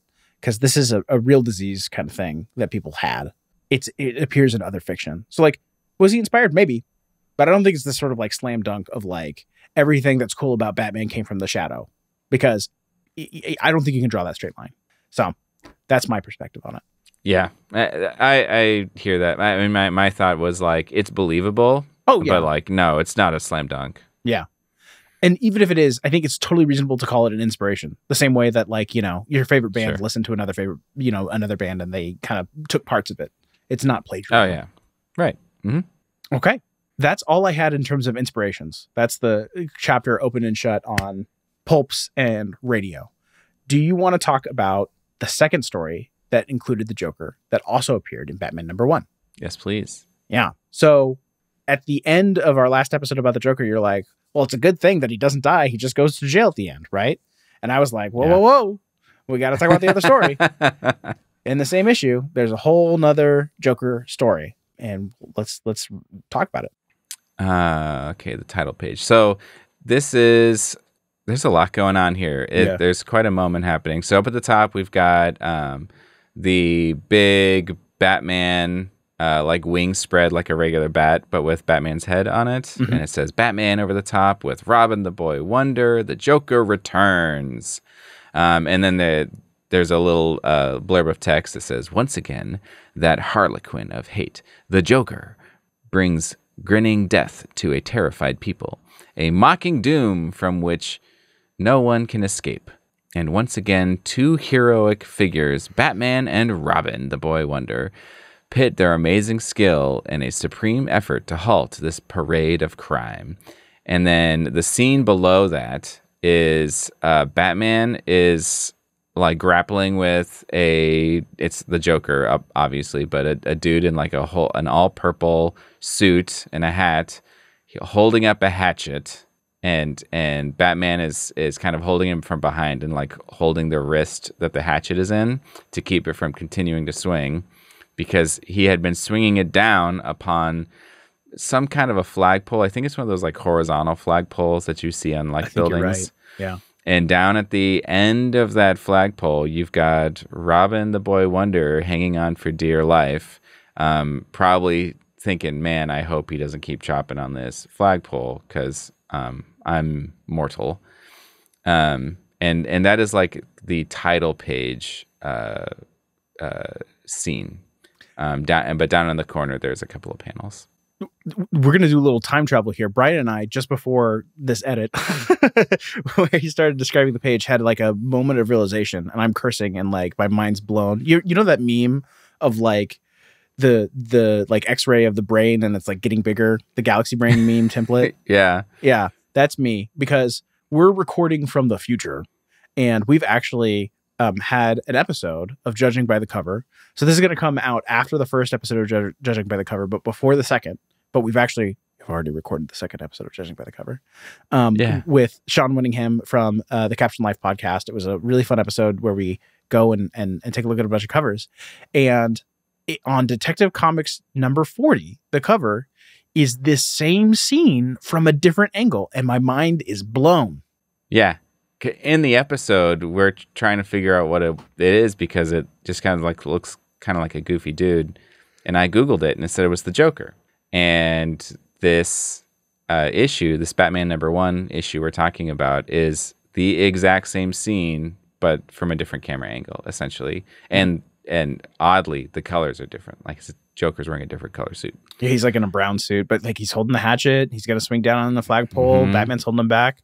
So it's kind of wild. Like they were like sort of commingling, I guess, like concepts, or like they were calling back. You know, if you're a reader of everything Batman at this point, and you pick up Detective Comics 40 off the shelf, you're like, I remember that. That's the Joker story from Batman #1. Yeah, that's kind of cool. Commemorating a moment.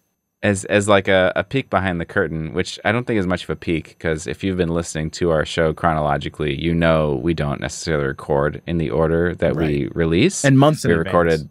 Yeah, we recorded the Batman movie feedback or reaction or whatever review, whatever it review. Was. Yeah. Like several months before we released it. And so today's a Wednesday, and 1 week ago on Wednesday, we talked to Sean about this reference we're making here. So yeah, you'll get to hear that at some point. Yeah, it'll come full circle. Yeah, it'll come full circle, and you'll get what we're talking about. So back to the story. We have a caption that says, less than 2 days ago, the Batman had seen the Joker thrust into a cell to await his trial. In his cell, the wily Joker plans escape. So that's where we left him at the end of the first story, Batman #1. Mm-hmm. And we got Batman in a cell, and he says, jail me, will they? A man of my intellect? I'll escape and make them pay for their insults. Across the saturnine face flits the ghastly grin, the terrible smile of the Joker. And that Batman and that boy, if ever I meet them again, but first I must escape now. Good. From the back of his mouth, the Joker unscrews 2 false teeth. Inside each tooth is a chemical which, when mixed together, forms a powerful explosive. My means of an escape. Wow. Yeah, he's the shoe bomber, but it's in his teeth, and it worked. So usually there's like a false tooth that like spies have. They bite it, there's cyanide. Like a cyanide capsule. That's right? real, by the way. They actually did that in World War II. Yep, that's real. And this Joker is like, instead of a utility belt, he's just got like utility teeth. And he's like, all right, here we go. I've got an explosive hidden within my mouth. And this is like totally normal and fine. And hopefully it's such a weird, because like my thought is if someone was like, hey, I've got this great idea, you're gonna have two false teeth, they're each gonna have a chemical that when combined is a strong explosive, I would be like, okay, I'm only eating oatmeal from now on, because I sure as heck don't want to accidentally combine those in my mouth. Yeah, would you like a bomb in your mouth? Yeah, I would not, no. Yeah. Anyway, moments later, a terrific explosion blows a gaping hole in the cell wall. Freedom! Au revoir, gentlemen. Till we meet again. Ha ha ha ha. We're just gonna keep going au revoir. I can't do it, man. Bill Finger loves it, and I'm incapable of pronouncing it. It's really funny. Startling news. Oh, so this is some kind of a radio news bulletin. Startling news stirs Bruce Wayne and young Dick Grayson. Flash, we've just received word that the Joker has just escaped prison. After mysteriously blowing up his cell, he's overpowered 2 guards and... Well, I'll be, says Bruce Wayne. The Joker's free. I can hardly believe it, says Robin. I can. He's a very unusual man. He's shrewd, subtle, and above all, ruthless. Mark my words, the Joker will return with a vengeance. At that moment, a figure ghosts through the gloom that hangs over the decaying gravestones of deserted cemetery. The phantom-like form pushes against a curious gravestone. The ground slips away, revealing a yawning gap at his feet. And so, yeah, that's exactly what we've got. We've got someone sort of running through a graveyard, pushes a gravestone, and goes into a trapdoor.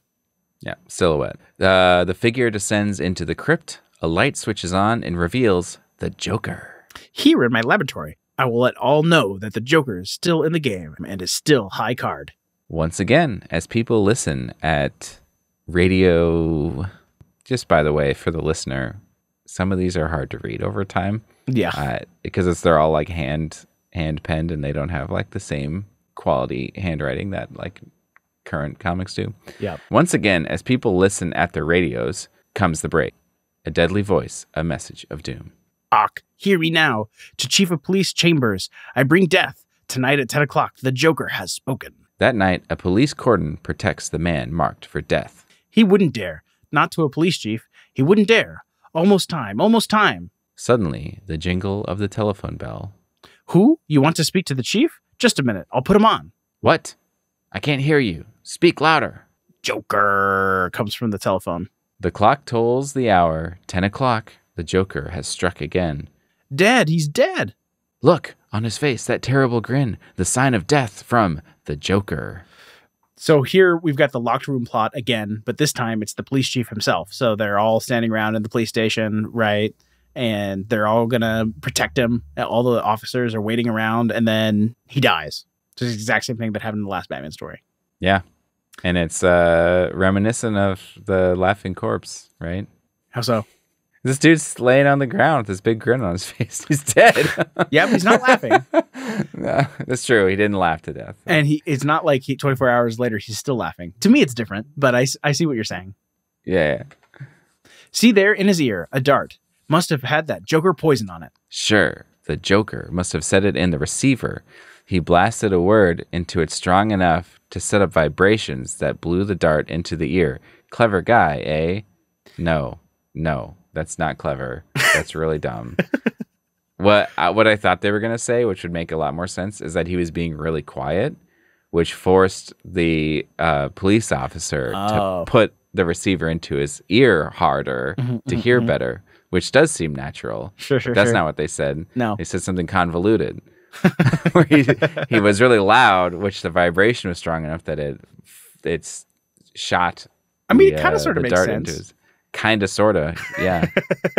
we move shit with sound all the time. That's how the vibration motor on your phone works. It's a piezoelectric. Yeah. No, I mean, I get that. It's just the idea. The scheme is what's convoluted to me. Like the idea that like moving vibrations with sound, like yes, sure. But then and it's going to blow a dart. Those.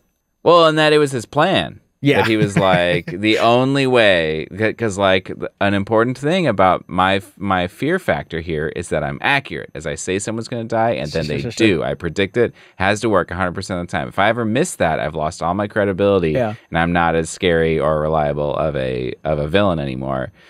And he hinges all of that on being able to shout loud enough in a phone. He doesn't have an air horn. He doesn't have like a drum. He doesn't have it. He screams Joker.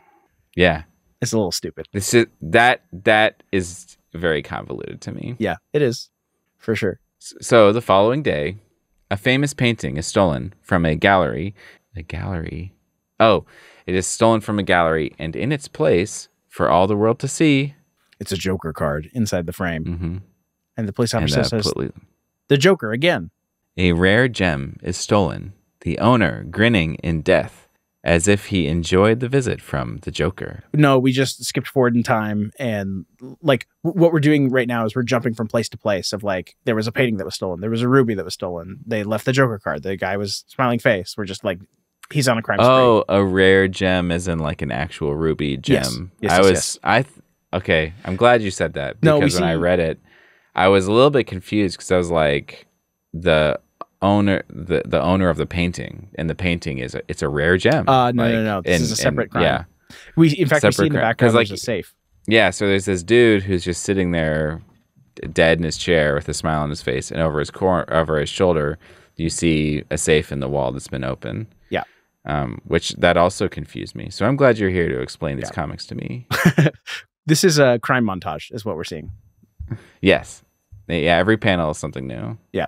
Once more, the mournful voice of the grim jester is heard. Tonight at 8 sharp, I will enter the Drake Museum and steal the Cleopatra necklace. The Joker has spoken. And I'll stop you. The Batman has spoken. Just like Queel. Yeah, it is Queel. I have spoken. Yeah, I have spoken. That night, determined police guard their precious necklace. The Joker wouldn't dare show up. You hope. Almost 8 o'clock. Gosh, I'm getting jumpy. So yeah, again, locked room plot, right? We're in a museum. There's like a sarcophagus in the background. There's some busts. There's a horse for some reason. Tons of police officers. They're all standing around the precious necklace. As the clock strikes the fatal hour, the lid of the mummy case quietly opens. There, the melancholy Joker and his venom gun. And so what you see here is the sarcophagus with like a purple gloved hand grabbing it from the inside. It opens it up like a door. The Joker jumps out, and a police officer goes, "The Joker! Ah! Why be so surprised? You were expecting me." And he's shooting his gun at these guys. And then Joker's at the pedestal where the necklace had just been, and he says, "Cleopatra's necklace from her lily white neck." What? I'd like to put my hands around your lily white neck. So yeah, there's no necklace on the pedestal anymore, and Joker's looking over his shoulder because someone said something behind him. It says, "From the shadows, Batman, how did you get in here?" I might ask you the same question. The mighty Batman is upon the surprised Joker before he can use his venom gun. Why don't you laugh now, Mr. Joker? The Joker, fighting with the strength of the madman, unleashes a smashing blow. I'll yet laugh, my friend. So he's doing kind of a left hook, and he's punched Batman in the face. So they're grappling pretty well here. The madman reaches for an ancient axe. So this is like two big, I don't know, old style like Viking axes or something are up on the wall.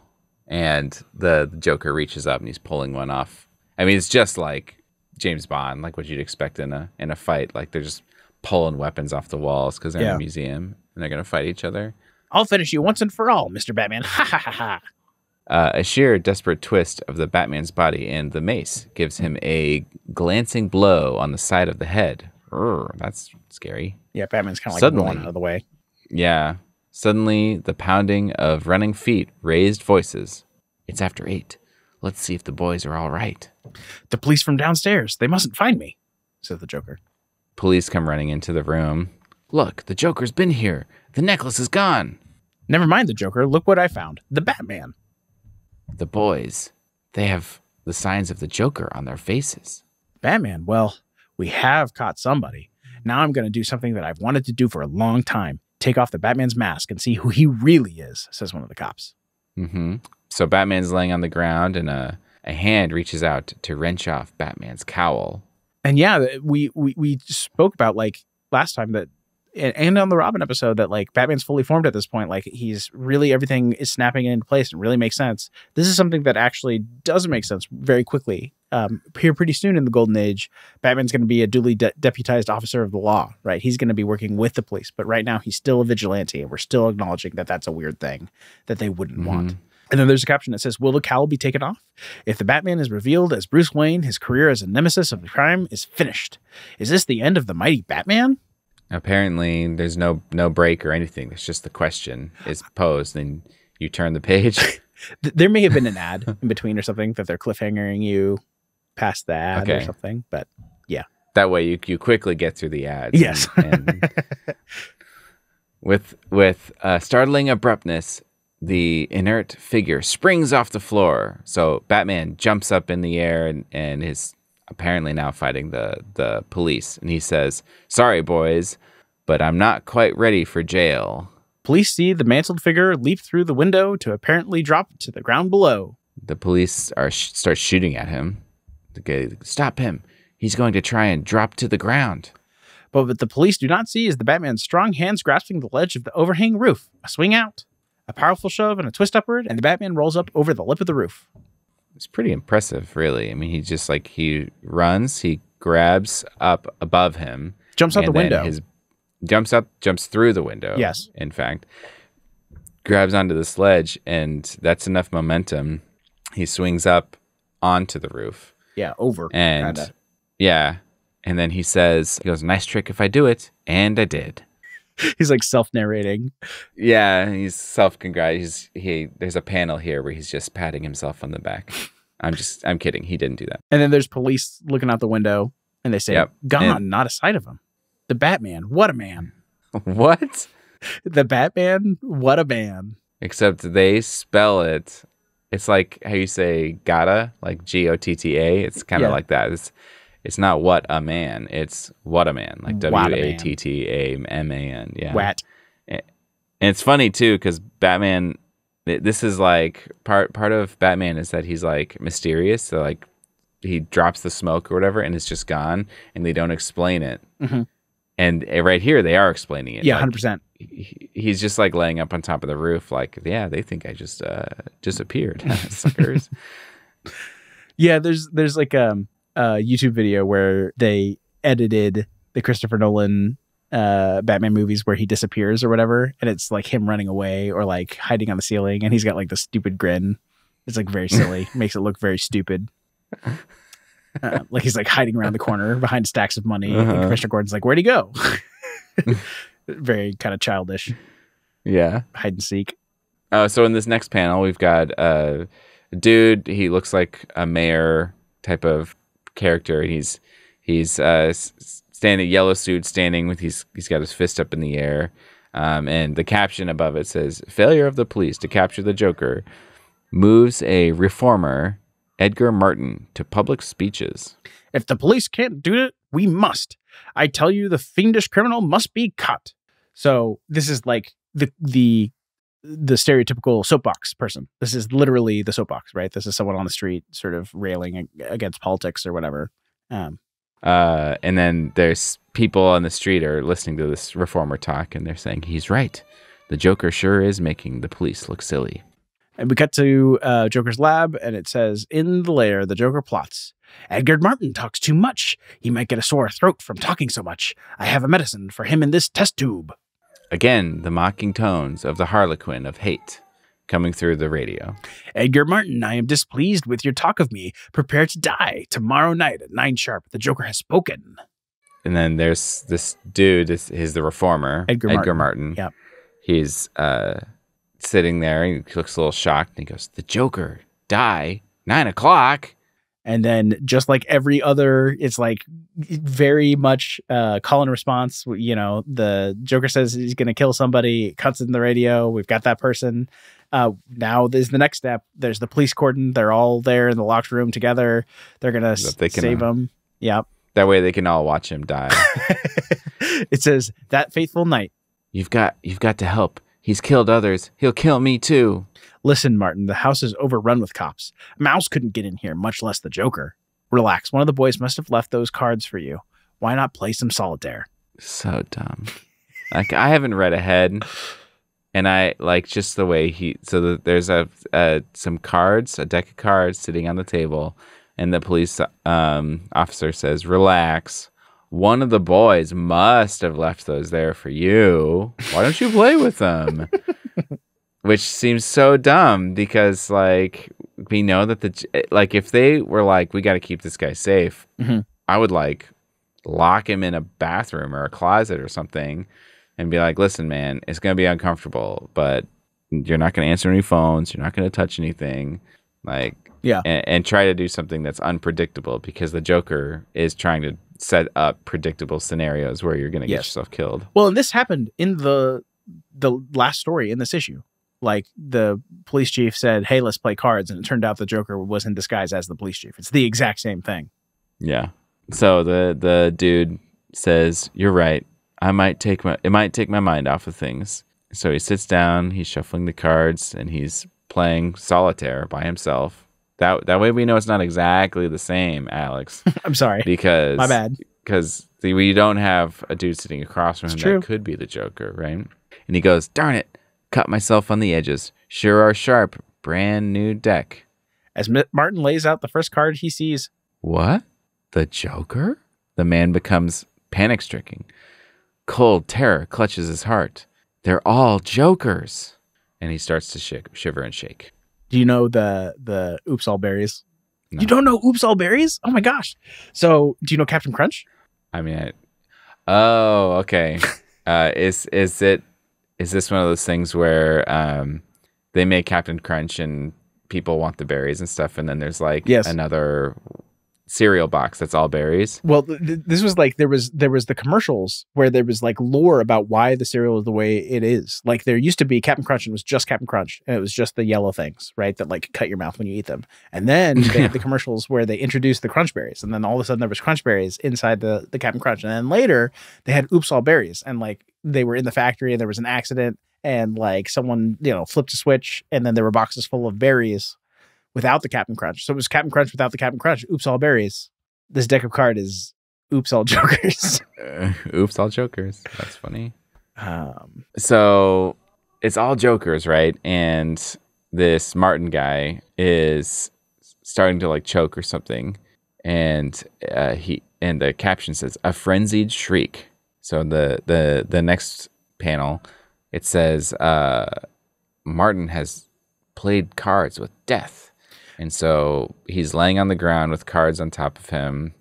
There's police officer investigating the cards, and there's another dude, maybe a police officer. He's not wearing a hat, so it's hard to tell. Yeah, they're both police officers. Who's over there? Okay. Oh, is he like holding his hat in his hand then? Yes. Like he's scratching his head, surprised? Okay. Yeah, he says the Joker got him, but how? The sharp edges on these cards must have had his poison on them. Martin cut himself on them. The Joker planted the cards there, figuring that would happen. This is another like very convoluted thing. He's like, okay, I'm gonna put these cards here. Yeah. And it's gonna be like Chekhov's gun. Like he can't not play with the cards because they're there. And he'll play with them at 9 o'clock. And he's gonna cut his finger before he realizes they're all Jokers. And then this police officer is going to be rifling through them with his bare hands, talking about how the last guy... Come on. Suspension of disbelief. Yeah, lots of suspension. I like these. These are funny, but like some of these, like the Joker, he's getting lucky. Yeah, it's pretty ridiculous. So the next day, Bruce Wayne visits his friend, Police Commissioner Gordon. I tell you, Bruce, if we don't catch the Joker, they'll be calling the Batman to take over my job. That would be bad, wouldn't it? But I think I have an idea to get the Joker. Evidently, the Joker likes jewels because most of his crimes concern their theft. Now, why not give him a jewel to steal that would trap him? Of course, play up a famous gem, and then when he comes for it, poof, he's caught. I'll get the newspapers to play up the famous ruby. Its owner will cooperate with us. After we get through publicizing the ruby, the Joker won't be able to stay away. The following days see many references to the Fire Ruby in the newspaper. And it's just a picture of a newspaper with a headline that says, Mr. J. Johnson, owner of Fire Ruby, estimates its value at $100,000. Which this is a whole Mr. Evil or Dr. Evil thing. Where like $100,000, that's a big number in 1940, right? It's a big number now, but it's a much bigger number back then. Yeah. The Joker scans the news with interest. The Fire Ruby again. So much publicity. Could it be a trap? How I would like to own the gem. Jewels, my pretty jewels. How I would love to add the fire ruby to my collection. I must have it. I must. And he's reading the newspaper, and then he's holding a jewel kind of above him like a prized possession, big grin on his face. Mm-hmm. The Joker nibbles at the bait. He's sitting at his microphone. He's talking on the radio. He goes, tomorrow night at exactly 9 o'clock, I will steal the fire rubies. The Joker has spoken.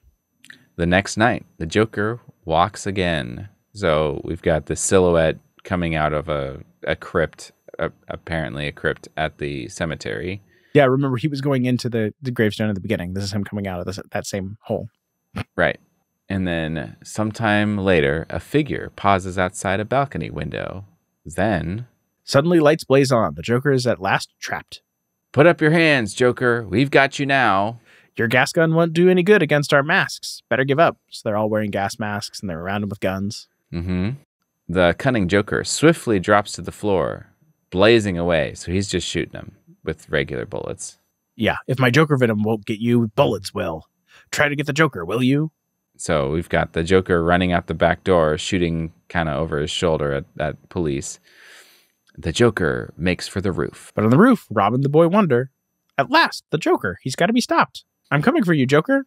A tremendous leap carries the Joker to the next roof, which I will say, looking at this picture, is a tremendous jump. Yes. I mean, this is like long jumpers can't do this jump. This is a long jump.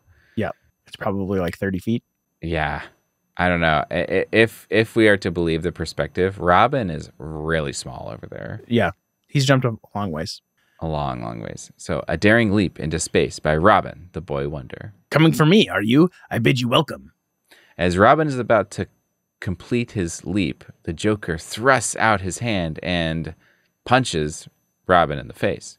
Robin falls down into empty space. If I don't catch this pole, I'll never catch anything else. Even as he falls, the perfect athletic body twists in midair. Ugh, I made it.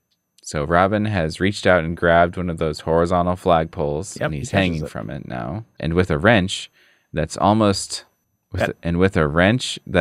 tears his arms from his body. Yeah, they verbed wrench here. Like I wrenched it from you. Yeah, exactly. Robin's strong hand closed about the pole. Meanwhile, the Joker descends the fire escape. I didn't hear the boy's body hit the ground. Perhaps he... Keen eyes detect the dangling figure. So you didn't after all. In that case, I'll just finish the job. And so the Joker is... Go ahead. Yeah, he's pointing a gun up. The Joker is down at the bottom of the fire escape looking up at Robin hanging from the flagpole. And he's kind of pulling a gun up over his shoulder like he's going to shoot him. Then a voice, the Batman, has exposed himself to draw away the fire from Robin. Joker, stop! Batman, I know you wear a bulletproof vest. This time I'm going to shoot at your head. The Joker's still the trump card. In order to get into position for a shot, the Joker moves directly under the dangling boy. But at that moment, the pole breaks under Robin's weight. His figure hurtles down, down, down. It turns in midair, hits an open awning, and bounces off to land on the back of the Joker. Mind if I drop in on you? So, side thought, two things. One is the Joker never chopped away at this with a hatchet. Nope. So that title page is BS. And then the second thing is there was a Mythbusters where they tested Indiana Jones in the Temple of Doom, where he falls from the awnings. Yeah. And determined that would kill you.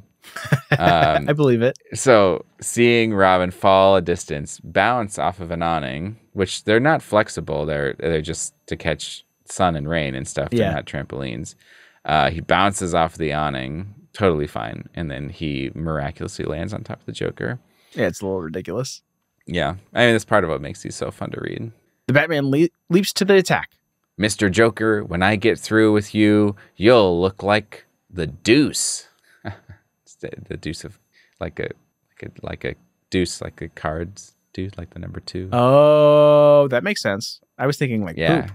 The Joker gets up and another battering blow. Looks like your house of cards is tumbling. Not so fast with the cutlery, friend. So the Joker's pulled out a knife and he's going to bring it down, but Batman with one hand grabs him by the wrist and is going to come and punch him with the other hand, it looks like. I'll kill you yet. Down, down comes the knife, closer and closer. Mind if I try to stop you? Says Batman. The Batman sidesteps the killer clown, stumbles forward into the building, and then driving the knife into his own chest. Wait, the Batman sidesteps the killer. Oh, sorry, okay. This Batman sidesteps You said it 100% correct. Did I? Yep. So here's it's the spacing because of these weird punctuations. So Yes. the Batman sidesteps. Yes. Pause. The killer clown stumbles forward into the building. Yes. I think that's what was screwing you up. Is he didn't sidestep the killer clown. He just sidestepped. Yes. And then the killer clown walks into the building essentially with the knife still in his hand and he stabs himself. Yeah, that makes more sense. The madman staggers back to look down unbelievingly at the knife in his own chest. No, it can't be true yet. There it is. Peal after peal of wild, hysterical laughter from his gaping mouth. Ha ha ha ha ha ha. The Joker is going to die. Ha ha ha. The laugh of the Joker. Ha ha ha ha. Clown laugh. Ha ha ha ha ha. It literally says clown laugh. It does. The Joker has played his last hand and lost. Then the Batman says, Joker, this time you couldn't win. The cards were stacked against you. Robin says, look, still grinning in death. Yes, and when the flesh is gone, the grinning skull will still carry the sign of the Joker into eternity. Yeah, 2 police show up, and they're looking at Joker on the ground who's got a knife sticking out of him, and Batman and Robin are running away. There's someone on the ground. Look, Batman and that kid, Robin. So then we've got the police officer looking a little bit contemplative, pulling his hat off his head, says, why, it's the Joker. It seems the Batman has saved us a lot of trouble. We'd better call the ambulance. But in the ambulance, a startling fact is brought to light. What's the matter, Doc? You look as if you've seen a ghost. I might have. I just examined this man. He isn't dead. He's still alive, and he's going to live. It's signed, Bob Kane. And this is the end, right? That's the end. Yep. The final panel is a non sequitur. It doesn't have anything to do with the story. It's kind of fun. Yeah. The golden rules for Robin's regulars, Robin's code, and it's a initialism where it spells out Robin, ROBIN, readiness, obedience, brotherhood, industriousness, and nationalism. Yep. And then Robin's kind of standing in the background. He's looking on at an old man and a little boy. The old man says, thank you very much for helping an old man across the street. I'd like to repay you for it. Oh, no, sir. I couldn't take anything. You see, I'm a member of the Robin's Regulars. Our first motto is always be helpful to those who need help. Why not become one of Robin's regulars? No button or badge is needed. The world will recognize your golden acts without them. Be a Robin regular by being regular. So, it is something that people will often say that the Joker dies in the first Batman issue. And that is not the case, as you obviously see. Mm-hmm. He gets stabbed as if he's going to die, but then the police find him. There's a medical examiner, and he lives. And the sort of backstory to that is that Bill Finger did originally write this script for the second Batman story that appears in the same issue as the first one. It's really just a continuation that the Joker does die, and that is very common of all of the villains that he sort of introduces them. They do their thing, and he writes them out at the end. And Whitney Ellsworth, the assistant editor for Batman at the time, read the script, and it's already being penciled. Like, they're doing the art already, and says, no, we need to keep him. Like, I think the Joker is going to be a hit. We should have him not die so we can do more stories with him in the future. And so those last couple panels are a rewrite. They kind of did it at the last second to keep him alive. That's crazy. Yeah. Dodged a bullet. Crazy. Yeah. I mean, they really did. It's there is a part of me that would like to go back in time and like convince them to kill him. Mm-hmm. And then after they've published, convince them to bring him back to see how they would do it. Sure. Something contrived, I'm sure. Yeah, I think that would be kind of an interesting thing to see. There we go. Yeah. Hey, Bat family, we're throwing up the bat signal. If you made it this far, we hope you liked the show. If you put a like on the video, it'll help us find more Cape Crusaders. And if you subscribe, you'll never miss a future episode. Drop a comment down below telling us what we got wrong, or you can head on over to batlessons.com and write us an email or send us a voice memo. We'll talk about your feedback on a future episode of the show. That's also where you can find show notes and transcripts for every episode and links to all of our social media. Thanks for listening.